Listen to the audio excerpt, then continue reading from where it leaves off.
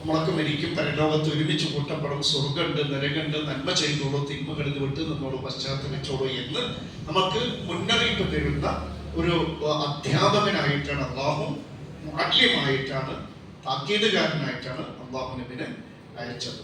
ലോകാവസാനത്തിന്റെ സമയം നമുക്കറിയില്ലെങ്കിലും അള്ളാഹുവിന്റെ റസൂൽ സല്ലല്ലാഹു അലൈഹി വസല്ലമയും അതിന്റെ അടയാളങ്ങൾ പറഞ്ഞതാണ്. ആ അടയാളങ്ങളിൽ നമ്മൾ ചെറിയ അടയാളങ്ങളൊക്കെ പറഞ്ഞ് ഏകദേശം നമ്മൾ ഒരു ചെറിയ കുറെ കാര്യങ്ങളും പറഞ്ഞു. ഇപ്പൊ നമ്മൾ പറഞ്ഞുകൊണ്ടിരിക്കുന്ന ഖിയാമത്ത് നാളിന്റെ വലിയ അടയാളങ്ങളാണ്. നമ്മൾ കഴിഞ്ഞ 2 ആഴ്ചകളായി ഖിയാമത്ത് നാളിന്റെ വലിയ അടയാളങ്ങളിൽ ഒന്നായിട്ടുള്ള ദജ്ജാലിന്റെ വരവും ദജ്ജാലിനെ പറ്റിയും ആ ദജ്ജാലിനെ ഈസാ നബി വധിക്കാനായി വരുന്നതും അതിന്റെ ഹിക്മത്തും ഒക്കെയാണ് കഴിഞ്ഞ ആഴ്ച പറഞ്ഞത്. അങ്ങനെ ഈസാ നബി വന്ന ശേഷം ദജ്ജാൽ കഴിഞ്ഞ ആഴ്ച നമ്മൾ ഇവിടെയാണ് പറഞ്ഞു നിർത്തിയത്. ഈസാ നബി ദജ്ജാലിനെ അന്വേഷിക്കുകയും അങ്ങനെ അന്വേഷണത്തിനൊടുവിൽ യുദ്ധത്തിന്റെ കവാടത്തിൽ വെച്ചിട്ടാണ് ഈസാ നബി ആരെ കണ്ടുമുട്ടുക? ദജ്ജാലിനെ കണ്ടുമുട്ടുക. യുദ്ധത്തിന്റെ കവാടം എവിടെയാണ്? ഫലസ്തീനില് നമ്മുടെ ബൈത്തുൽ മുഖദ്ദസിന്റെ ഖുദ്സിന്റെ അടുത്തായിട്ടുള്ള ഒരു പ്രദേശമാണ്. അവിടെ വെച്ചിട്ടാണ് ഈസാ നബി ദജ്ജാലിനെ കാണുക. അവിടെ വെച്ചിട്ട് ഈസാ നബി ദജ്ജാലിനെ വധിക്കുകയും ചെയ്യും. പിന്നീട് ലോകാവസാനത്തിന്റെ വലിയ അടയാളമായി നബി സല്ലല്ലാഹു അലൈഹി വസല്ലം എഴുതിയിട്ടുള്ള മറ്റൊരു കാര്യമാണ് യഅജൂജ് മഅജൂജിന്റെ പുറപ്പാടാണ്. യഅജൂജ് മഅജൂജ് രംഗത്ത് വരലാണ്. അത് ഇവരുടെ നിയോഗമാണ്, പുറപ്പാടാണ്. അത് ഈസാ നബി അലൈഹി സ്വലാത്തു വസ്സലാം ഇവിടെ ഉണ്ടായിരിക്കെ, ജീവിച്ചിരിക്കെ തന്നെ വരുന്ന ഒന്നാണ്.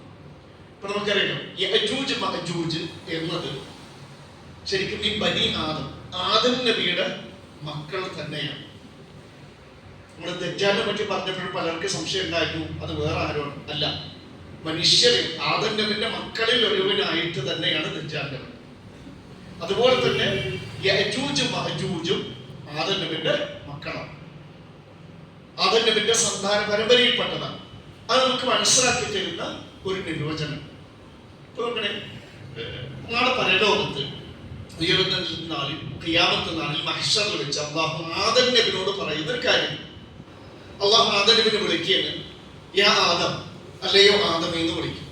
അപ്പൊ ആദം നബി അതിന് വിളി കേൾക്കുന്നുണ്ട്, ലബ്ബൈക വസഅദൈക, അല്ലാഹുവേ ഞാൻ നിന്റെ വിളിക്ക് ഉത്തരം നൽകി, നിനക്ക് ഞാൻ കീഴൊതുങ്ങിയിരിക്കുന്നു. എല്ലാ നന്മകളും നിന്റെ ഇരു കരങ്ങളിലാണ് എന്ന് നിനക്ക് ആദം നബി എന്ത് ചെയ്യുന്ന അള്ളാഹുവിന്റെ വിളിക്ക് ഉത്തരം നൽകും.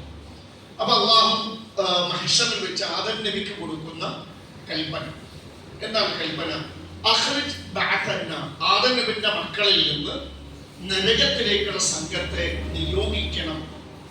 ഇത് കഴിഞ്ഞു മുടങ്ങി വാക്ക് ശ്രദ്ധിക്കുക. ആദം നബിയോടാണ് പറഞ്ഞത്, ആദം നബിന്റെ സന്താനങ്ങളിൽ നിന്ന് നരകത്തിന്റെ ആളുകൾ നിയോഗിക്കുക.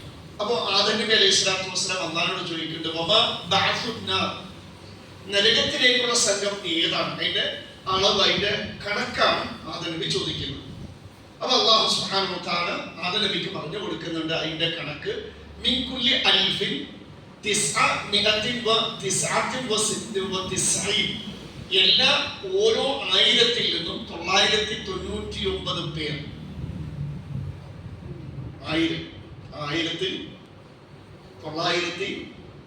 999 പേര് ഇടക്ക് നരകത്തിലേക്ക്, 1000-ൽ ഒരുവൻ സ്വർഗത്തിലേക്ക്. ആ ദിവസത്തിന്റെ ഭയാനകത പിന്നെ പറയും. ആ സമയത്ത് ചെറിയ കുട്ടികൾക്ക് വാർദ്ധക്യം ബാധിക്കും, ഗർഭിണികൾ അവരുടെ ഗർഭം പ്രസവിക്കും. ജനങ്ങളെ മത്തു ബാധിച്ചതായി നിൽക്കുകയാണ്. ശരിക്കും അവർക്ക് മത്തു ബാധിച്ചതൊന്നുമല്ല, ഒരാക്കിന്റെ അദാബ് അല്ലാഹു ശദീദ്, അള്ളാഹുവിന്റെ ശിക്ഷ കഠിനമായതുകൊണ്ടുണ്ടായ അവരുടെ മനസ്സിലും അവരുടെ ജീവിതത്തിലും ഒക്കെ ഉണ്ടാകുന്ന ഭയാനകമായ, ഭയപ്പെടുത്തുന്ന ആ സാഹചര്യങ്ങൾ കണ്ട് അവർ ഭയന്നു പോകുന്ന രംഗമാണ് പറയുന്നത്. അപ്പോഴാണ് അള്ളാഹു ആദം നബിയോട് പറഞ്ഞത്, എല്ലാ 1000-ൽ നിന്നും 999 പേര് എവിടേക്ക് നിയോഗിക്കണം? നരകത്തിന്. അപ്പൊ സ്വഹാബത്ത് ചോദിച്ചു, അയ്യുന ദാലിക്കൽ വാഹിദ്, ഞങ്ങളെല്ലാം ഒരുവൻ ആരാ എന്ന് ചോദിച്ചു.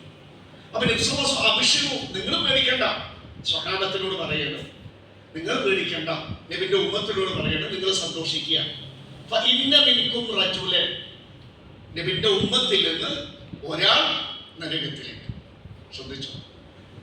യഅജൂജ് നിന്ന് 1000 പേർ. ക്ലിയർ ആയി? അപ്പൊ ഇവിടെ അള്ളാഹു ആദം നബിയോട് പറഞ്ഞത് നരകത്തിലേക്കുള്ള ആളുകള് ആ സംഘത്തെ നിയോഗിക്കേണ്ട പറഞ്ഞു. എന്നിട്ട് ആ 1000-ൽ ഒരുവൻ ആരാണെന്ന് ചോദിച്ചപ്പോൾ നബി സല്ലല്ലാഹു അലൈഹി വസല്ലം പറഞ്ഞത്, നിങ്ങളിൽ നിന്ന് ഒരാൾ നരകത്തിൽ പോകുമ്പോൾ യഅജൂജ് മഅജൂജിൽ നിന്ന് 1000 പേർ നരകത്തിലേക്ക്. അതാണ് അതിന്റെ ഏകദേശം ഒരു കണക്ക്. അപ്പൊ അവിടെ നബി സല്ലല്ലാഹു അലൈഹി വസല്ലം ഈ വാക്കിൽ നിന്ന് യഅജൂജ് മഅജൂജ് എന്നത് മിൻ ബനി ആദം, ആദം നബിന്റെ തന്നെ മക്കളാണെന്ന് മനസ്സിലാക്കുക. പിന്നെ ഇവരെ പറ്റിയുള്ള ചില വിശദീകരണങ്ങളിൽ അന്നഹും ഖബീലത്താനി, ഇവർ 2 ഗോത്രങ്ങളായി. മിൻ വലദി യാഫീദ് ബിൻ നൂഹ്, നൂഹ് നബിയുടെ ഒരു മകന്റെ പേരാണ് യാഫീദ്. എന്താ പേര്? യാഫീദ്. അതിന് വലിയ അഭിപ്രായ വ്യത്യാസങ്ങളൊന്നുമില്ല. അപ്പൊ നൂഹ് നബിന്റെ മകനായ യാഫീദിന്റെ സന്താനങ്ങളിൽപ്പെട്ട 2 ഗോത്രങ്ങളാണ് ആര്? യഅജൂജും മഅജൂജും. നമ്മുടെ അമാനികളുടെ തഫ്സീറുകളൊക്കെ നമുക്ക് രേഖപ്പെടുത്തിയത് നമുക്ക് മനസ്സിലാക്കാൻ കഴിയുന്നത് ചില അഭിപ്രായങ്ങളിൽ ഇവർ മംഗോളിയക്കാരാണെന്നും താർത്താരികളാണെന്നുമുള്ള അഭിപ്രായങ്ങളും നമുക്ക് കാണുന്നുണ്ട്. അപ്പൊ ഒരു കാര്യം ഉറപ്പാണ്, ആദം നബിയുടെ മക്കളെ തന്നെയാണ്. അങ്ങനെ ഇവരുടെ അംഗസംഖ്യ മറ്റു മനുഷ്യരെക്കാൾ അധികരിച്ച വലിയ തോതിൽ വംശവർദ്ധനമുള്ള ഒരു സംഘമാണ് ആര്? ഈ യഅജൂജ് മഅജൂജ്. ആദം നബിയുടെ മക്കൾ തന്നെയാണ് ഇപ്പോ ഭൂമിയിലുണ്ട്. അവരുടെ 1ാം ഘട്ട പുറപ്പാടും 2ാം ഘട്ട പുറപ്പാടും ഒക്കെ കഴിഞ്ഞിട്ടുണ്ട്. പിന്നെ അന്തിമ പുറപ്പാട് ലോകാവസാനത്തിന് മുന്നോടിയായിട്ടാണ് ദജ്ജാലിനെ ഈസാനക്ക് വധിച്ച ശേഷമാണ് ഉണ്ടാവുക. ഒരുമിച്ചുള്ള പുറപ്പാട്. അടുത്ത ആഴ്ച ദുൽഖർനൈനിയെ പറ്റി പറയുമ്പോൾ അത് കൂടുതൽ മനസ്സിലാവും. ദുൽഖർനൈനിയാണ് ഇവരുടെ ഷർറ്, ഇവരുടെ ഉപദ്രവം ഇപ്പൊ ഭൂമിയിലെ ആളുകൾക്ക് ഇല്ലാതിരിക്കാൻ വേണ്ടി വലിയ ഒരു ഇരുമ്പിന്റെ മതിൽ കെട്ടി തടയിട്ടിരിക്കുകയാണ്. അത് നമുക്ക് പറയാം. നമുക്ക് നബി സല്ലല്ലാഹു അലൈഹി വസല്ലം പറയുന്നുണ്ട് ഇവരുടെ വംശവർദ്ധനം. പറയാം, ഇന്ന യഅജൂജ വമഅജൂജ മിൻ വലദി ആദം, നിശ്ചയമായും യഅജൂജും മഅജൂജും ആദം നബിയുടെ മക്കളിൽപ്പെട്ടവർ തന്നെയാണ്. ലൗ ഉർസിലൂ, അവർ ഭൂമിയിലേക്ക് അയക്കപ്പെട്ടാൽ ലഅഫ്സദു അലന്നാസ് മആയിഷ്, ജനങ്ങളുടെ ജീവിതമാകെ ദുഷിപ്പിക്കും. ഇവരുടെ ഭൂമിയിലേക്ക് ഈ ദുൽഖർനൈനി പണിത ആ സദ്, ആ ഇരുമ്പിന്റെ ആ മതിൽ അല്ലെങ്കിൽ ആ തട അത് പൊട്ടിച്ച് പുറത്തു വന്നാൽ ഭൂമിയിൽ ആരൊക്കെ ഉണ്ട് ആ മനുഷ്യന്മാരുടെയൊക്കെ ജീവിതം ദുഷിപ്പിച്ചു പോകും. ഇനി അവരുടെ അംഗസംഖ്യ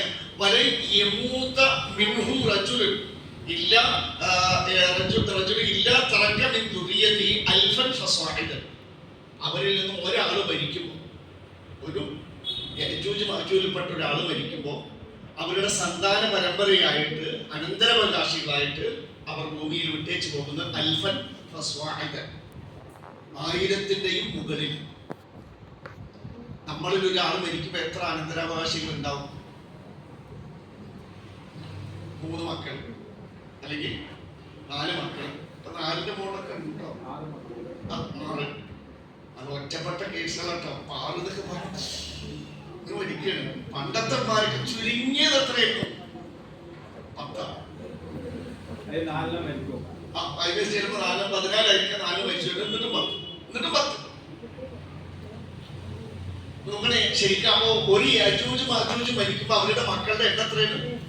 1000 മുകളിൽ നിന്നാണ്. 1000-ന്റെ മുകളിലാണ്. അപ്പൊ എത്ര ഉണ്ടാവും? നമ്മളെക്കാളും മൊത്തം മനുഷ്യന്മാരുടെ എണ്ണം എത്രയാണ്? അതിന്റെ 1000-ഓളം ഇരട്ടി അംഗസംഖ്യ ഉണ്ടാവും. അവരൊരുമിച്ച് ഭൂമിയിൽ വന്നാലുള്ള കുഴപ്പം എത്രയാണ് നമ്മൾ തിരിച്ചറിയില്ല. നോക്കണേ, അവരുടെ ഭൂമിയിൽ ഉണ്ടാക്കുന്ന ചില കുഴപ്പങ്ങൾ, മഹാകുഴപ്പക്കാർ.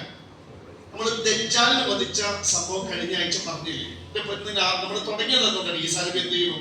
ലുദ്ദിന്റെ കവാടത്തിൽ വെച്ച് ഫലസ്തീനിലെ ഖുദ്സ് സിറ്റിയുടെ ബൈത്തുൽ മുഖദ്ദസിന്റെ പരിസരത്തുള്ള ലുദ്ദിന്റെ കവാടത്തിൽ വെച്ച് ദജ്ജാലിനെ വധിക്കുന്നു. എന്നിട്ട് അള്ളാഹുവിന്റെ റസൂൽ സല്ലല്ലാഹു അലൈഹി വസല്ലം ആ വിഷയം തുടരും. അപ്പൊ കാര്യങ്ങൾ അങ്ങനെ ആയിക്കൊണ്ടിരിക്കുക. ദജ്ജാലിലേക്ക് വധിച്ച് ഈസാ നബി അനുയായികൾ ഇങ്ങനെ ജീവിച്ചു കൊണ്ടിരിക്കുക. അള്ളാഹു ഈസാ നബിക്ക് വഹി കൊടുത്തു. വഹി നൽകും. അള്ളാഹു ഈസാ നബിക്ക് വഹി നൽകും.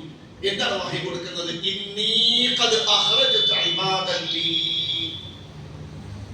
ഞാൻ എന്റെ ചില അടിമകളെ ഞാൻ എന്ത് ചെയ്യുന്നുണ്ട്? പുറത്തേക്ക് വിട്ടിട്ടുണ്ട്. അള്ളാഹു ഈസാ നബിയോട് ദജ്ജാലിനെ വധിച്ച ഈസാ നബിയോടാ പറയുന്നത്, അവരോട് യുദ്ധം ചെയ്യാനുള്ള കരുത്ത് നിങ്ങളുടെ കരങ്ങൾക്കില്ല. മനുഷ്യന്മാരുടെ ന്യൂക്ലിയർ ബോംബ്, ആറ്റം ബോംബ്, ഈ പറഞ്ഞതൊന്നും അവരുടെ മുമ്പിൽ പോകില്ല. അള്ളാഹുവിന്റെ നിർദ്ദേശം അഭയകേന്ദ്രം ഒരുക്കി കൊടുക്കാൻ ശരിക്കറിയില്ല. രക്ഷാകേന്ദ്രം ഒരുക്കി കൊടുക്കും. സീന പർവ്വതത്തിൽ എന്റെ ദാസന്മാർക്ക് രക്ഷാകേന്ദ്രം, അഭയസങ്കേതം ഒരുക്കി കൊടുക്കുക. ഈ നിർദ്ദേശം കിട്ടിയതും ഈ ഈസാ നബിയും അന്ന് ഈസാ നബിയുടെ കൂടെയുള്ള മുസ്ലിങ്ങൾ എന്ത് ചെയ്യും? സീന പർവ്വതത്തിൽ അഭയം പ്രാപിക്കും. അത് നിർവാഹനം, ഇവരോട് യുദ്ധം ചെയ്യാൻ കഴിയില്ല. അങ്ങനെ ഈസാ നബിയും അനുയായികളൊക്കെ സീന പർവ്വതത്തിൽ അഭയം പ്രാപിച്ചു കഴിഞ്ഞാൽ അള്ളാഹു ആരെ നിയോഗിക്കും? അള്ളാഹു യഅജൂജിനെ അയക്കും. എല്ലാ കുന്നുകളിൽ നിന്നും എല്ലാ മലകളിൽ നിന്നും ഇവര് ഇങ്ങനെ ചാടി ഇറങ്ങി ഭൂമിയിലേക്ക് ഇറങ്ങി വരും. ഇവരുടെ കുഴപ്പം നിങ്ങൾക്ക് അറിയണമെങ്കിൽ ഈ ഒരൊറ്റ വിഭജനമാണ്. അങ്ങനെ ഇറങ്ങിയിട്ട് ഒരു പോകുക സഞ്ചരിക്കുകയാണ്. അവരില് ആദ്യ നിര നടന്നു പോകുക. തടാകത്തിന്റെ അടുത്ത് കൂടെ നടന്നു പോകും. ക്ലിയർ ആയില്ലേ? ശ്രദ്ധിച്ചു കേൾക്കുക. അവരുടെ ആദ്യത്തെ ഏതിന്റെ അടുത്ത് കൂടെ? തൊബിരിയ തടാകം. കാണിച്ചാൽ ഏതാണ് തൊബിരിയ തടാകം? കടന്നു പോകുന്ന തടപ്പുണ്ട്. നമുക്ക് ഏത് സ്ഥലത്താണ് എവിടെ നിന്നൊക്കെ അതിന് മാപ്പ് വെച്ച് കാണിച്ചു തരാം. മറക്കണ്ട, ഏതാണ് തൊബിരിയ തടാകം. ക്ലിയർ ആയില്ലേ? അത് സൗണ്ട് കുറയ്ക്കണം, കൂട്ടണം. ഒന്ന് ചാരിയ ചിലപ്പോ ആ ഷീറ്റില് വരുന്ന ശബ്ദമാണ്.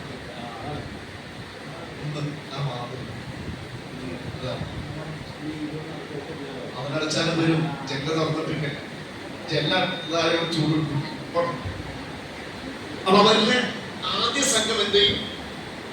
ആദ്യ സംഘം തൊബിരിയ തടാകത്തിലൂടെ നടന്നു പോകും.